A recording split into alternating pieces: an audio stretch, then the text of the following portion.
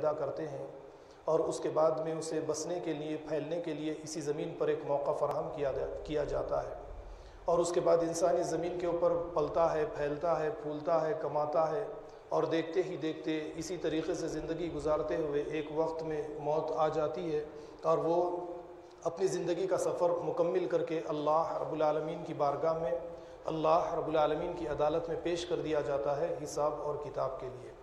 یعنی انسان کی آخری منزل، اسے میں نے موضوع بنا کر یہی باتیں آپ کے سامنے پچھلے خطبہ جمعہ کے موقع پر پیش کی تھی، اور اس موقع پر تفصیل کے ساتھ بہت سی ایسی باتیں آپ کے سامنے رکھی کہ بچپن کے بعد جوانی کی عمر بھی بالکل مختصر ہوتی ہے، اور اس کے بعد میں دیکھتے ہی دیکھتے ایک انسان بوڑھا ہو جاتا ہے، لیکن وہ اپنی یعنی موت کو یاد نہیں کرتا، جس کی وجہ سے اس کی زندگی میں، دنیا کی زندگی میں اور آخرت کی زندگی میں، دونوں زندگیوں میں بہت سارے مسائل کھڑے ہو جاتے ہیں۔ اور اس کے بعد میں اس کا آخری انجام میں نے یہ بتایا کہ جیسے اس کی اولاد اسے اپنے کاندھوں پر ایک ڈولے میں ڈال کر قبرستان لے جاتی ہے اور ایک گفا، ایک گڑھے کے حوالے کر دیتی ہے، اور جب گڑھے میں اسے لٹا دیا جاتا ہے تو پہلی مرتبہ اسی کی اولاد اور وہ افراد جو جنازے کے ساتھ شریک تھے اپنے ہاتھ میں پہلی مرتبہ مٹی لے کر یعنی یہ تلاوت کرتے ہیں، منہا خلقناکم وفیہا نعیدکم ومنہا نخرجکم تارۃ واخری۔ پہلی مرتبہ مٹی ڈالی جاتی ہے تو یہ پڑھا جاتا ہے، دوسری مرتبہ وفیہا نعیدکم، تیسری مرتبہ جب اس کے چہرے پر یا جسم پر مٹی ڈالی جاتی ہے تو ومنہا نخرجکم تارۃ واخری، یہ کہہ کر انسان کی کہانی کا خاتمہ کر دیا جاتا ہے۔ یہ باتیں میں نے پچھلے خطبہ جمعہ کے موقع پر آپ حضرات کے سامنے پیش کرنے کی کوشش کی تھی، اور آج اس خطبہ جمعہ کے موقع پر آپ حضرات کے سامنے نوجوانوں کا کردار کسی سوسائٹی کے اندر، مسلم ہونے کے ناطے، مسلمان ہونے کے ناطے نوجوانوں کا کردار سوسائٹی کے اندر کس طرح کا ہونا چاہیے، اسے موضوع بناتے ہوئے آج اس خطبہ جمعہ کے موقع پر کچھ اہم باتوں کو آپ حضرات کے سامنے پیش کرنے کی کوشش کروں گا۔ میں نے سورہ کہف سے دو آیتیں خطبہ مسنونہ کے بعد میں لی ہے۔ اس موضوع کی مناسبت سے یہی آیتیں مجھے ٹھیک لگی، اس لیے میں نے ان دو آیتوں کا انتخاب کیا ہے۔ آپ یہاں پر جو دو آیتیں میں نے آپ کے سامنے تلاوت کی ہے، اس میں اللہ رب العالمین نے کہف والوں کا ایک واقعے کا، سورہ کہف کے اندر کہف والوں کا ایک واقعہ یعنی غار والوں کا واقعہ ذکر کیا ہے۔ اور یہاں پر اگر آپ دیکھیں گے، جیسا کہ موضوع بھی آپ کے سامنے رکھا گیا کہ کسی سوسائٹی کے اندر نوجوانوں کا کردار کیا ہونا چاہیے، تو یہاں پر آپ دیکھیے کہف والوں کا جب اللہ رب العالمین قصہ بیان فرماتے ہیں، اس کا پس منظر اگر آپ دیکھیں گے تفاسیر کے اندر تو آپ کو یہ ملے گا کہ عمان میں ایک شہر تھا جس کا نام فلیڈلفیا جس کا نام تھا، اور اس شہر میں بسنے والے چند نوجوانوں نے اسلام کو قبول کر لیا تھا۔ ان کے آبا و اجداد جس دین کو مانتے تھے، جو عقیدہ ان کا تھا، اس عقیدے کو انہوں نے ترک کر دیا تھا اور توحید کو انہوں نے تسلیم کر لیا تھا، لیکن اس توحید کو انہوں نے اپنے دل میں اپنے سینوں کے اندر چھپائے رکھا تھا، وہ بادشاہ کے ڈر سے۔ اور اسی وقت میں انہوں نے یہ بھی ارادہ کر لیا تھا کہ جب شاہ روم فلیڈلفیا کے معائنے کے لیے تشریف لے کر آئے گا تو اس وقت میں ہم شاہ روم کے سامنے بھرے دربار میں اپنی توحید کا اقرار کریں گے، چاہے جو ہو جائے۔ اسے موضوع بنایا اس وقت کا انہوں نے ایک انتخاب کیا، اور وہی ہوا جب شاہ روم فلیڈلفیا کے معائنے کے لیے اس شہر کے آیا اور دربار میں موجود تھا، تو یہ چند نوجوان آگے بڑھتے ہیں اور اس کے بعد میں اپنے اسلام کا اظہار اس کے سامنے کرتے ہیں۔ ذرا آپ غور کیجئے کہ اس وقت میں جب شاہ روم موجود رہے دربار میں، اور ویسے وقت میں یعنی شرکیہ عقیدے سے توبہ اور اس کے بعد میں توحید کا اقرار شاہ روم کے سامنے کرنا، آپ غور کریں گے تو یہ ہمت، یہ شجاعت، یہ بہادری صرف اور صرف نوجوانوں ہی میں ہو سکتی ہے۔ نوجوانوں کے علاوہ آپ زیادہ عمر کے اشخاص پر نظر ڈالیں گے تو ان کے اندر اس طریقے کی شجاعت، بہادری آپ کو کم ہی نظر آئے گی۔ نوجوان ہوتے ہیں جو نتائج کی پرواہ کیے بغیر حقائق کو تسلیم کرتے ہیں، نوجوان ہوتے ہیں جو حقائق کو تسلیم کرنے کے بعد میں نتائج کا پوری طریقے سے نتائج کی پرواہ کے بغیر، آپ کسی بھی سوسائٹی میں نظر ڈالیے، یہ انقلاب لانے کے لیے اپنی جان، مال، وقت، ہر چیز کی قربانی دے ڈالتے ہیں۔ تو یہ اس واقعے کا ذکر اللہ رب العالمین نے سورہ کہف کے اندر کیا اور فرمایا ام حسبت ان اصحاب الکہف والرقیم کانوا من آیاتنا عجبا۔ اے نبی صلی اللہ علیہ وسلم، آپ سمجھتے ہیں، یہ سمجھتے ہیں کہ ام حسبت ان اصحاب الکہف والرقیم کانوا من آیاتنا عجبا، کہ کہف والوں کا قصہ ایک عجیب و غریب قصہ ہے۔ اللہ تعالیٰ فرماتے ہیں اذ اول الفتیۃ الی الکہف، یہ چند نوجوان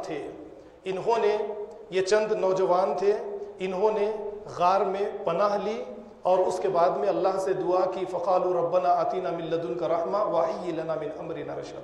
اللہ سے کہا تھا کہ اے اللہ ہمارے کام کو ہمارے لیے آسان کر دیجئے اور اپنی طرف سے ہمارے لیے رحمت نازل کیجئے، ہمیں رحمت دیجئے۔ آپ ذرا غور کیجئے کہ یہ نوجوانوں نے جب شاہ روم کے سامنے توحید کا اقرار کیا اور شرک کا انکار کیا تو اس وقت میں انہیں گرفتار کر کے جیل کے اندر ڈال دیا گیا، اور دوسرے روز یہ جیل سے فرار ہوئے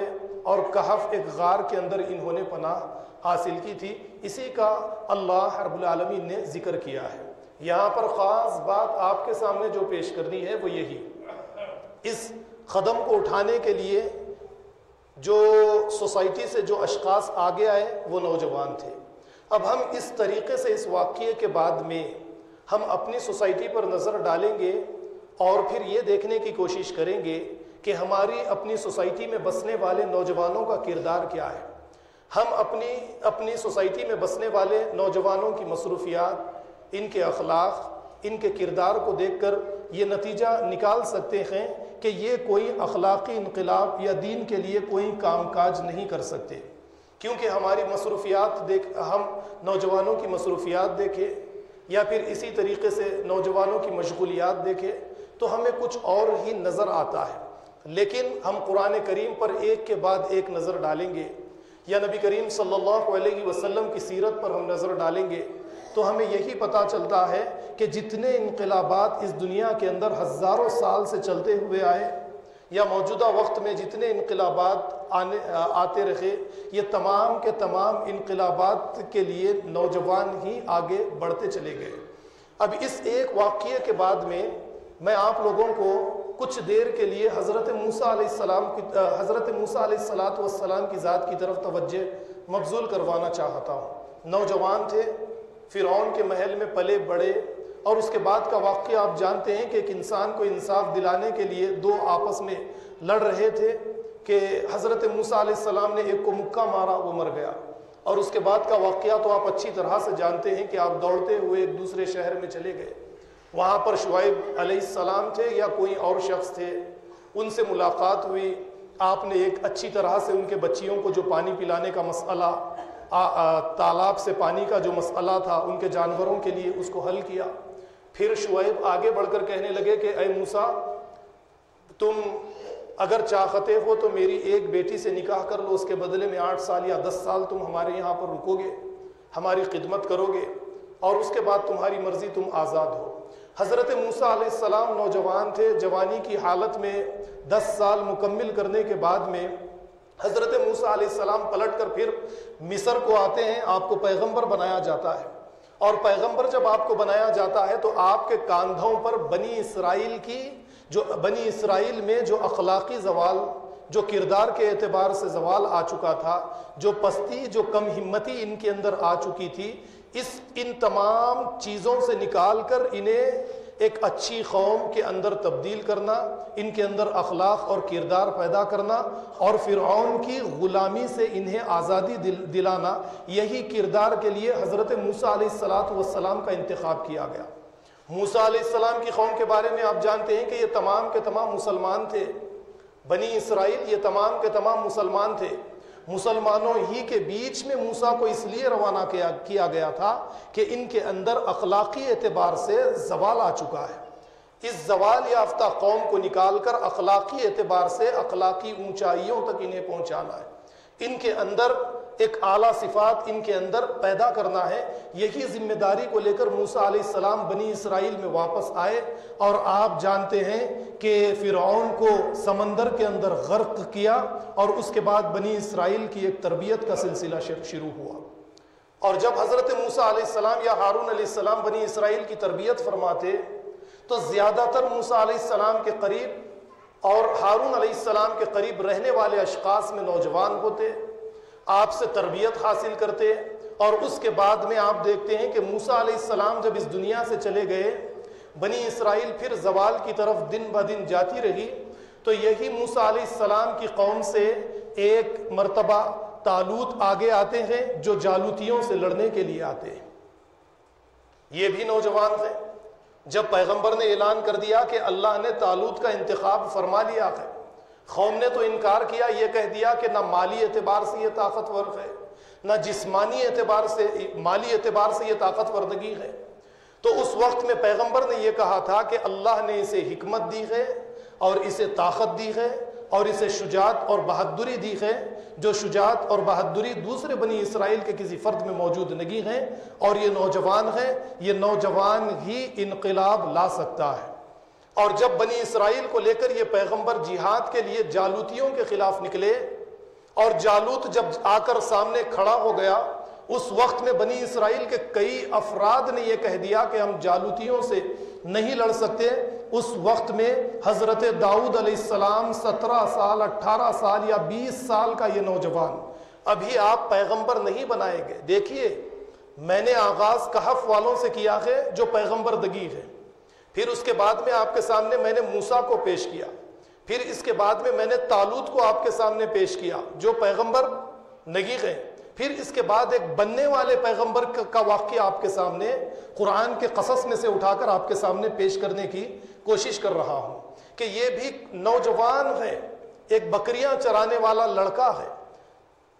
اور جالوت سے لڑنے کے لیے آگے بڑھتا ہے۔ جب ساری قوم ڈرتی ہے، یہ نڈر بن کر آگے آتا ہے اور جالوت کو بڑی آسانی کے ساتھ بہادری کے ساتھ قتل کر دیتا ہے۔ تو یہ داؤد علیہ السلام تھے، اور آپ ہی کی اولاد کو ہم سلیمان علیہ السلام کی اولاد سے جانتے ہیں۔ داؤد کے واقعات، داؤد نے جو بنی اسرائیل میں بادشاہت قائم کی، اور داؤد کے بعد آپ کے جوان بیٹے سلیمان علیہ السلام نے جو بادشاہت قائم کی، یہ آج بھی بنی اسرائیل کے اندر، یہودیوں کے اندر، عیسائیوں کے اندر آج بھی ان دنوں کو یاد کیا جاتا ہے۔ اور یہی وہ دن ہے جس کے لیے یہودی تو آج بھی آس لگائے بیٹھے ہیں کہ ہیکل سلیمانی کو ہم دوبارہ تعمیر کریں گے تو ہمارا مسیحا اس دنیا کے اندر تشریف لے کر آئے گا، اور ہم اس کے بعد میں ساری دنیا کے اوپر ہم حکومت کرنے والے بن جائیں گے۔ تو دیکھیے، یہ نوجوانوں کا کردار آپ کے سامنے پیش کرنے کا مقصد میرا یہ ہے کہ جس سوسائٹی کے اندر اللہ رب العالمین نوجوانوں کو پیدا فرماتے ہیں، نوجوانوں کو پیدا فرمانے کا مقصد آپ ذرا غور کیجئے کہ اس سے پہلے بھی میں نے کئی مرتبہ بتا دیا کہ بچہ دنیا میں آتا ہے تو گوشت کا ایک لوتھڑا ہوتا ہے، کمزور، یعنی منہ میں زبان ہوتی ہے لیکن بات چیت کرنا نہیں آتا، اور جسم پر پیر ہوتے ہیں لیکن چلنا نہیں آتا، ہاتھ ہوتے ہیں کسی چیز کو پکڑ نہیں سکتا، کسی چیز کی صلاحیت سمجھ اس کے اندر موجود نہیں ہوتی، لیکن 17 16 18 20 سال 25 سال کی عمر، اور ایسی طاقت، ایسی بہادری، ایسی شجاعت اللہ رب العالمین ایک انسان کے اندر جو ڈالتے ہیں، وہ اسی لیے کہ یہ نوجوان دین کے لیے کچھ کرے، وہ اسلام کو پھیلانے کے لیے کچھ کر گزرے، وہ اسلامی انقلاب لانے کے لیے اپنا وقت لگائے۔ یہی کام کے لیے اللہ رب العالمین نے ہمیں یہ عمر دی ہے، اس عمر کا انتخاب کیا ہے۔ اور جیسا اس سے پہلے آپ کے سامنے بات بتائی کہ ہماری زندگی کی ایک چوٹی ہوتی ہے، جس طریقے سے ایک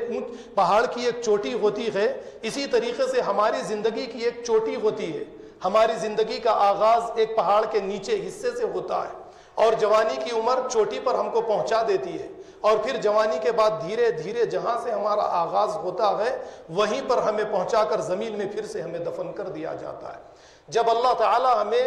اس عمر کو پہنچائے، جوانی کی عمر کو پہنچائے اور عمر کی چوٹی تک ہمیں پہنچا دے، تو اس وقت میں پہنچنے کے بعد میں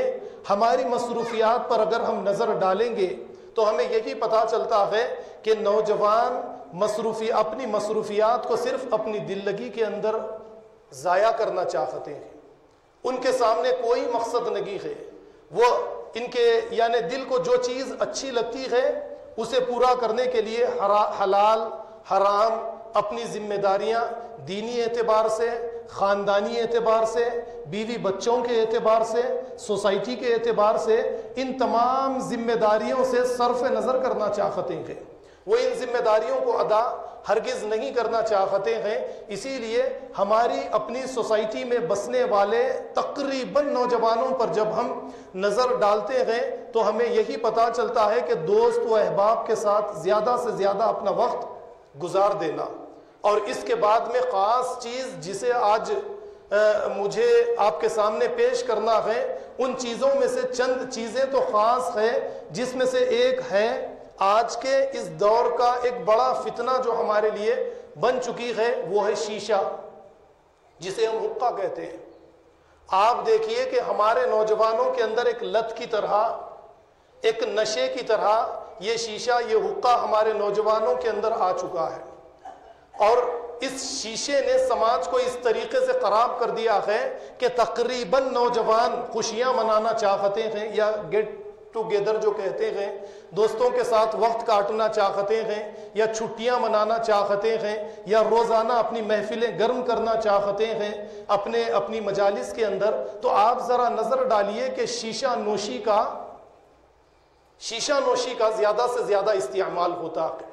اب یہ حلال ہے، حرام ہے، اس میں تمباکو ہے، اس میں فلیور ہے، یہ ساری چیزیں آپ جانے دیجئے،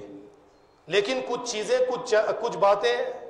آپ تعلیم یافتہ ہیں، آپ اچھی طرح سے جانتے ہیں کہ میں بھی جانتا ہوں کہ اس کے اندر فلیور ہے، تمباکو بھی ہے اس کے اندر، یہ ساری چیزیں اس کے اندر موجود ہے، لیکن یہ آپ کی اپنی صحت کے لیے کتنا مضر ہے۔ آپ زیادہ تر وقت اسی کے ساتھ گزارتے ہیں۔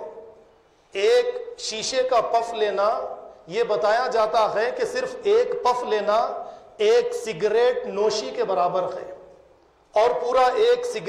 شیشے کا استعمال 40 منٹ کے لیے یا 30 منٹ کے لیے اگر کوئی کرتا ہے تو اس کے بارے میں تحقیق کے بعد یہ بتایا گیا کہ یہ ایک شیشہ 200 سگریٹ استعمال کرنے کے برابر ہے۔ اب آپ اچھی طرح سے جانتے ہیں کہ یہ دھواں ہمارے لنگس میں جائے گا، ہمارے منہ میں جائے گا، تو اس کے بعد میں ٹی بی، کینسر یا موت کینسر یا اس طریقے کی جو بیماریاں ہمارے نوجوانوں کو گھیر رہی ہیں، اس کے ذمہ دار ہم خود ہیں کہ ہم نے جو عمر اللہ رب العالمین نے یہ جوانی کی عمر ہمیں دی ہے، اس عمر کو ہم اس طریقے سے تباہی اور بربادی تک پہنچاتے چلے جا رہے ہیں۔ آج دیکھیے ہر 8 دن میں ہم ہوٹلنگ کریں گے، یا پھر اسی طریقے سے ہم مندار کرنے کے لیے وغیرہ وغیرہ، جہاں کہیں پر بھی ہم اپنے دوست و احباب کے ساتھ بیٹھتے ہیں، شیشہ، حقہ، اس کا استعمال ہم چھوڑنا ہی نہیں چاہتے۔ ایک نشے کی طرح یہ چیزیں ہمارے نوجوان بچوں کو آج پکڑ چکی ہے، جبکہ جو باتیں میں نے آپ کے سامنے رکھی ہیں، اب اسی میں اضافہ کرتے ہوئے ایک اور بات کو میں آپ کے سامنے پیش کروں۔ CO گیس کے بارے میں بھی آپ جانتے ہیں، یہ مضر، ہماری صحت کے لیے مضر ہے یا نہیں ہے؟ یہ CO گیس جب ہمارے جسم کے اندر داخل ہوگی تو آپ اچھی طرح سے جانتے ہیں کہ یہ یعنی سانس کو روکتی چلی جائے گی، آکسیجن کو، اور یہ ہمارے جسم کے اندر داخل ہوتی چلی جائے گی۔ اس طرح سے مضر چیزوں کا ہمارے نوجوان استعمال کرتے ہیں۔ نہ صرف یہ استعمال کہ جس طریقے سے ایک وقت میں صرف شراب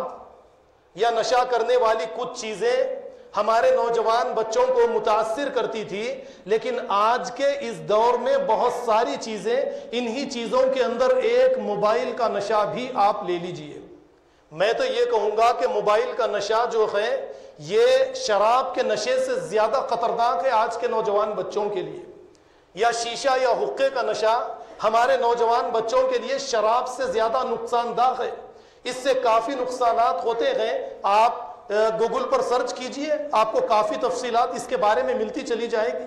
کہ ساری دنیا کے اندر ایک سال میں 5 ملین افراد حقہ نوشی، سگریٹ نوشی کے ذریعے مرتے چلے جاتے ہیں، اور ہمارے اپنے ہندوستان میں ایک دن میں کئی ہزار نوجوان دواخانوں کی طرف رجوع کرتے ہیں اسی حقہ نوشی یا سگریٹ نوشی کی وجہ سے۔ لیکن ہمارے نوجوان یہ تمام کی تمام چیزوں کو چھوڑنا نہیں چاہتے۔ تو میری آپ لوگوں سے اس بات کی گزارش ہے کہ یہ حقہ نوشی ہماری صحت کے لیے کوئی اچھی چیز نہیں ہے، اس سے اجتناب کرنا مسلمانوں کے لیے ضروری ہے۔ اب میں نے جیسے پہلے آپ کے سامنے یہ بات رکھ دی کہ کوئی یہ کہے کہ حرام ہے، حلال ہے، یہ ہے، وغیرہ ہے وغیرہ ہے، یہ تمام باتوں کی طرف میں جانا نہیں چاہتا، لیکن یہ ہماری صحت کے لیے نقصان دہ ہے، ہمیں اس سے اجتناب کرنا پڑے گا۔ تو چلیے میں نے آپ لوگوں کے سامنے حضرت داؤد علیہ السلام کا قصہ آپ کے سامنے پیش کیا کہ نوجوان تھے اور اس نوجوانی کی عمر میں بہادری کے ساتھ، شجاعت کے ساتھ حضرت داؤد علیہ السلام نے پیغمبر بننے سے پہلے جالوت کو قتل کیا اور بنی اسرائیل کے ایک وقت کے آپ بادشاہ بنے۔ اب اس کے بعد آپ قرآن کریم دیکھتے چلے جائیں، کئی نوجوانوں کے واقعات آپ کو اسی طریقے سے ملتے چلے جائیں گے۔ حضرت ابراہیم علیہ السلام کا ذکر اگر قرآن چھیڑتا ہے تو یہ کہتا ہے کہ یہ نوجوان لڑکا اپنے ہاتھ میں کلہاڑی لے کر جاتا ہے اور بتوں کو توڑ دیتا ہے، اور جب آگ میں ڈالا جاتا ہے تو اللہ نے فرمایا قلنا یا نار کونی بردا وسلاما علی ابراہیم، ہم نے ابراہیم کے لیے آگ کو ٹھنڈی کر دیا۔ یعنی نوجوان اس طریقے سے یعنی ہمت اور شجاعت کے ذریعے سوسائٹی کے اندر کوئی کردار ادا کرنا چاہتے ہیں، وہ دین کا کام کرنا چاہتے ہیں، وہ امر بالمعروف نہی عن المنکر کا فریضہ انجام دینا چاہتے ہیں، تو ان نوجوانوں کے ساتھ اللہ کی مدد شامل حال ہو جاتی ہے۔ جب یہ نوجوان کسی سوسائٹی کے اندر کردار ادا نہیں کرنا چاہتے، یہ دین کے لیے کچھ کرنا نہیں چاہتے، ان کی محفلیں گرم ہوتی ہیں تو حقے کے ذریعے، یا پھر اسی طریقے سے گرم ہوتی ہے شراب نوشی، تمباکو نوشی کے ذریعے، یا پھر اپنی مصروفیات کو دوست و احباب کے اندر یہ صرف ضائع ہی کرنا چاہتے ہیں، تو اللہ اپنی مدد کو ہٹا کر انہیں شیاطین کے حوالے کر ڈالتے ہیں۔ ہمیں سوسائٹی کے اندر کیا کرنا چاہیے؟ یہی نہیں، آپ اگر دیکھیں گے حضرت ابراہیم علیہ السلام کے بیٹے اسماعیل علیہ السلام کا ذکر آتا ہے، گردن پر چھری رکھ کر باپ پوچھتا ہے یا ابت افعل ما تؤمر ستجدنی انشاءاللہ من الصابرین، تو بیٹا کہتا ہے کہ اے باپ، جس بات کا آپ کو حکم دیا گیا ہے آپ وہ کر جائیے، اور انشاءاللہ العزیز آپ مجھے قربان ہوتے ہوئے بھی صبر کرنے والا پائیں گے۔ یعنی میں گردن کٹا بھی دوں گا تو صبر کرتے ہوئے اللہ کی اطاعت اور آپ کی اطاعت، آپ کی فرما برداری میں اپنی گردن کو کٹا ڈالوں گا۔ آپ ذرا غور کیجئے کہ ان نوجوانوں کے قصے آپ کو سنانا ہے، یہ قصوں کے ساتھ آپ کو سبحان اللہ الحمدللہ کہنا ہے، یا اس طریقے سے مسجدوں سے چلے جانا ہے، بلکہ آپ کو ابھارا جا رہا ہے کہ جس طریقے سے نوجوانوں نے کردار ادا کیا سوسائٹی کے اندر، اسی طریقے سے تم کو کردار ادا کرنا ہے، اپنے سماج میں اپنی ذمہ داریوں کو تمہیں پوری کرنا ہے۔ ان ذمہ داریوں کو تمہیں پہلے سمجھنا ہے، اپنی زندگی میں ایک ہدف بنانا ہے، اپنی زندگی کا گول مقرر کرنا ہے، اور اسی گول کے مطابق اپنی زندگی تمہیں گزارنی ہے۔ اب اس کے بعد میں آپ صحابہ کرام، انبیاء علیہم السلام کی زندگیوں کے بعد میں نبی کریم صلی اللہ علیہ وسلم کی مختصر سی سیرت، یعنی یا ایک رول ماڈل کے طور پر میں آپ ہندوستان میں بستے ہیں تو گاندھی جی کو بھی میں آپ کے سامنے پیش نہیں کر سکتا، یا دلائی لاما کو بھی آپ کے سامنے پیش نہیں کر سکتا، یا پھر اسی طریقے سے ہٹلر کو یا دوسروں کو میں آپ کے سامنے پیش نہیں کر سکتا۔ آپ گاندھی جی کی سوانح پڑھے یا دلائی لاما کی پڑھے، رول ماڈل کے طور پر آپ کو کوئی نہیں مل سکتا سوائے نبی کریم صلی اللہ علیہ وسلم کے۔ آپ کو رول ماڈل کے لیے نبی کریم صلی اللہ علیہ وسلم کی ذات کو اللہ نے پیش کر دیا، فرمایا لقد کان لکم فی رسول اللہ اسوۃ حسنہ، تمہارے لیے بہترین نمونہ نبی کریم صلی اللہ علیہ وسلم کی زندگی ہے۔ اس لیے دیکھیے انسان جو چیز دیکھتا ہے، جو چیز پڑھتا ہے، وہی چیز کو جذب کرتا چلا جاتا ہے، اسی کے مطابق اب اس کی زندگی بنتی چلی جاتی ہے۔ اسی لیے نوجوانوں کے لیے یہ ضروری ہے کہ وہ انبیاء علیہم السلام کی زندگیوں کو زیادہ سے زیادہ پڑھے،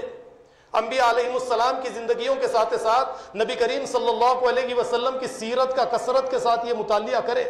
تاکہ یہ ہمارے اندر جذب ہو اور اسی کے مطابق ہماری زندگی ڈھل سکے، اسی کے مطابق ہم اپنی زندگی بنا سکے۔ انبیاء علیہم السلام کے بعد میں نبی کریم صلی اللہ علیہ وسلم کی زندگی، مکہ کے اندر آپ نے جو زندگی گزاری، وہ ساری چیزیں یا وہ ساری چیزوں سے زیادہ چیزیں، آج کے اس دور سے کچھ زیادہ چیزیں یا کم چیزیں اللہ کے نبی صلی اللہ علیہ وسلم کے دور میں موجود تھی یا نہیں تھی؟ شراب موجود تھا، آپ بھی نوجوان تھے، طوائفیں موجود تھی، آپ بھی نوجوان تھے، یا پھر اسی طریقے سے دوست و احباب مصروفیتیں موجود تھی، آپ بھی نوجوان تھے، یا پھر اسی طریقے سے خاندان قبیلہ حسب نسب کے اعتبار سے بھی اگر آپ دیکھیں گے حسب و نسب میں آپ اعلیٰ حسب و نسب رکھنے والے،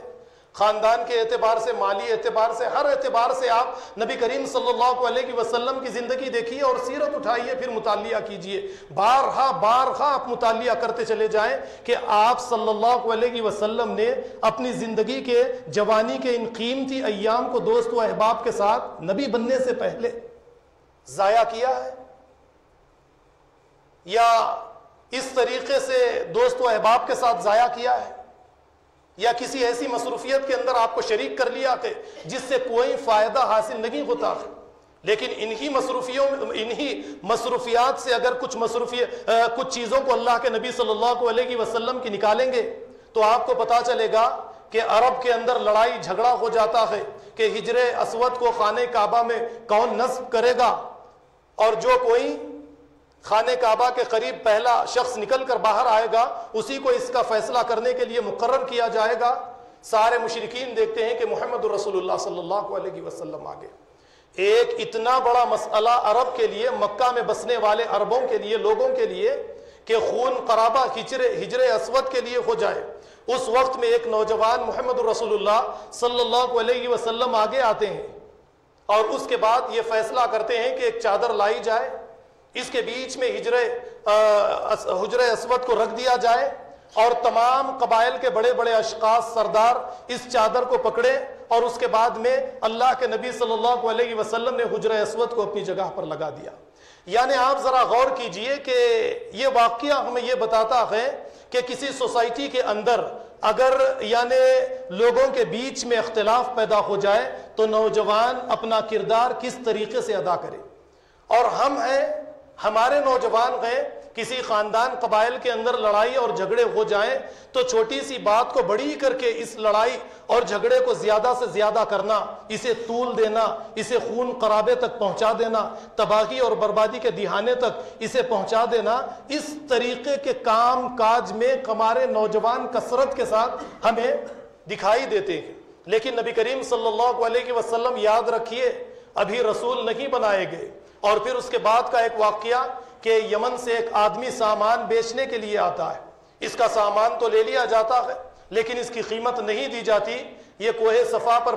چڑھ کر آواز لگاتا ہے، اس وقت میں نبی کریم صلی اللہ علیہ وسلم اسے حق دلوانے کے لیے مشرکین عرب کو جمع کرتے ہیں اور عبداللہ کے مکان میں ایک میٹنگ کی جاتی ہے کہ اس طریقے کے واقعات کبھی مکہ کی سرزمین پر دوبارہ نمودار نہیں ہوں گے، ہم مظلوم کو اس کا حق دلائیں گے، ظالموں کو ظلم کرنے سے ان کو ہم روک دیں گے۔ یعنی نبی کریم صلی اللہ علیہ وسلم کی ساری زندگی آپ کو اسی طریقے سے ملے گی۔ اب طے کیجئے ہماری اپنی زندگی کو، ہم سوسائٹی کے اندر ہمارا جو میدان ہے،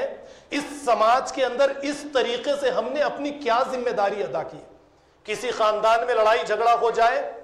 تو ہم فریق ثانی کے اعتبار سے اس میں شریک ہو کر اسے حل کرنے کے بجائے الجھا دیتے ہیں، یا پھر ہم یہ کہتے ہیں کہ ہمیں کیا لینا دینا ہے ان تمام چیزوں سے۔ نوجوان لڑکے تمباکو نوشی کے اندر، شراب نوشی کے اندر یا دوسری چیزوں کے اندر نوجوان لڑکے مبتلا ہے، انہیں باہر نکالنے کے لیے ہمیں کیا لینا دینا ہے ان تمام چیزوں سے۔ یعنی اس طریقے سے نوجوان جو ہے سوسائٹی کے اندر کسی قسم کا کوئی اپنا کردار ادا کرنا نہیں چاہتے۔ انبیاء علیہ السلام کے بعد میں اگر آپ صحابہ کرام کی زندگیوں پر آپ نظر ڈالیں گے تو آپ کو پتا چلے گا کہ اللہ کے نبی صلی اللہ علیہ وسلم کو 40 سال کی عمر میں نبوت دی گئی، اور سب سے پہلے ایمان لانے والے 38 سالہ 38 ایئرز حضرت ابوبکر صدیق، پھر اس کے بعد میں 1 یا 2 سال کم آپ کی عمر حضرت عمر بن خطاب، پھر کچھ سال کم عمر کے آپ دیکھیں گے عثمان غنی، اور کم عمر میں جس نے ایمان لایا یہ حضرت علی رضی اللہ عنہ ہے۔ اور صرف یہ ایمان ہی نہیں لائے تھے، یہ صرف 5 وقت کے مسجد نبوی میں نماز پڑھنے والے یا مسجد قباء میں نماز پڑھنے والے یا روزہ رکھنے والے ہی نہیں تھے۔ میں نے یہ باتیں آپ کے سامنے تاریخوں سے آپ کے سامنے رکھ دی کہ نماز ہجرت سے کتنے سال پہلے فرض ہوئی، روزہ ہجرت کے کتنے سال بعد فرض ہوا،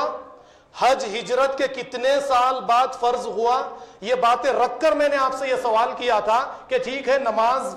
فرض ہونے سے پہلے جو صحابہ جنگ بدر میں چلے گئے